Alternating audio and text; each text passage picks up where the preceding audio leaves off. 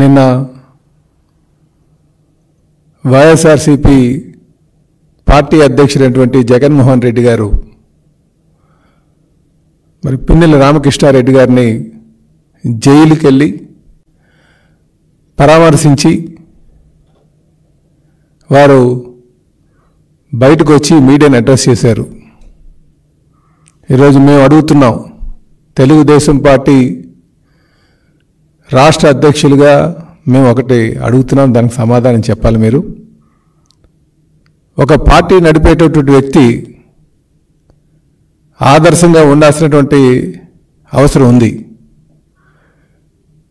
అది తప్పి మీరు జైల్లో ఉన్నటువంటి వ్యక్తి దగ్గరికి వెళ్ళి ఈవీఎంని అందరూ చూస్తుండగానే పగలగొట్టి అలాగే సిఐ గారి పైన దౌర్జన్యం చేసినటువంటి వ్యక్తిని వెళ్ళి మీరు పరామర్శిస్తున్నారంటే మీరు ప్రజలకు ఎటువంటి మెసేజ్ పాస్ చేస్తున్నారో ఒకసారి సమాధానం చెప్పాల్సినటువంటి అవసరం ఉంది. ఎందుకంటే ఒక పార్టీ ఉందంటే ఆ పార్టీ ఆదర్శంగా ఉండాల్సినటువంటి అవసరం ఉంది. ఆ పార్టీ అధ్యక్షులు కూడా ప్రజల యొక్క ఆలోచనలకు అనుగుణంగా వెళ్ళాల్సినటువంటి అవసరం ఉంది. ముఖ్యంగా వాళ్ళు వేసే ప్రతి అడుగు కూడా ప్రజలు గమనిస్తూ ఉంటారు. కానీ ఈరోజు జగన్మోహన్ రెడ్డి గారు ఆయనకున్నటువంటి నేర చరిత్రని మరొకసారి నిరూపించుకుంటూ ఒక నేరస్తుడిని వెళ్ళి పరామర్శించడం చాలా సిగ్గుచేటని చెప్పి ఈ సందర్భంగా తెలియజేస్తున్నాం.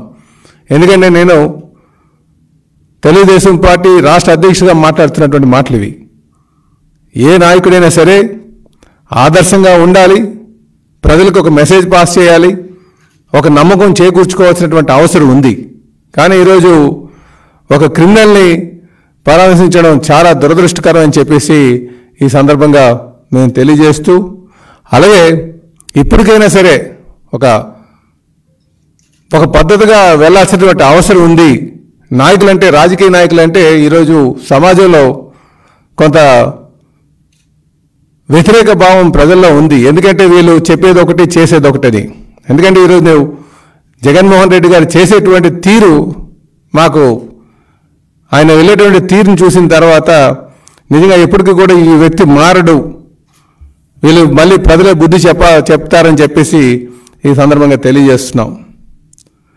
అయితే ఈరోజు ఆయన ఇంకో మాట కూడా అన్నారు, తెలుగుదేశం పార్టీ కేవలం వాళ్ళు ఇచ్చినటువంటి ఏదైతే హామీలు ఉన్నాయో హామీలతోనే గెలిచారు, మోసపూర్తికంగా వీళ్ళు మాట్లాడి గెలిచారని చెప్పేసి మేము ఈ సందర్భంగా తెలియజేస్తున్నాం. గడిచిన 5 సంవత్సరాలుగా జగన్మోహన్ రెడ్డి గారిని ఏ విధంగా ఈ రాష్ట్ర ప్రజానికాన్ని మోసం చేశారో అన్న సంగతి మీకు ఒక్కసారి నేను వివరిస్తాను.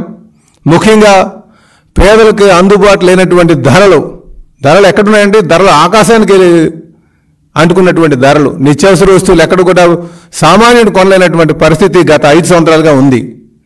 ఇదే కాకుండా విషపూరితమైన, అంటే పేదవాడి యొక్క బలహీనతను ఆసరాగా చేసుకొని నాణ్యత లేనటువంటి మందు అమ్మి సుమారు 35 లక్షల మంది అనారోగ్యం పాలైనటువంటి మద్యం అమ్మి రాష్ట్రంలో నిజంగా చాలామందికి ఇబ్బందికి పెట్టినటువంటి పరిస్థితి.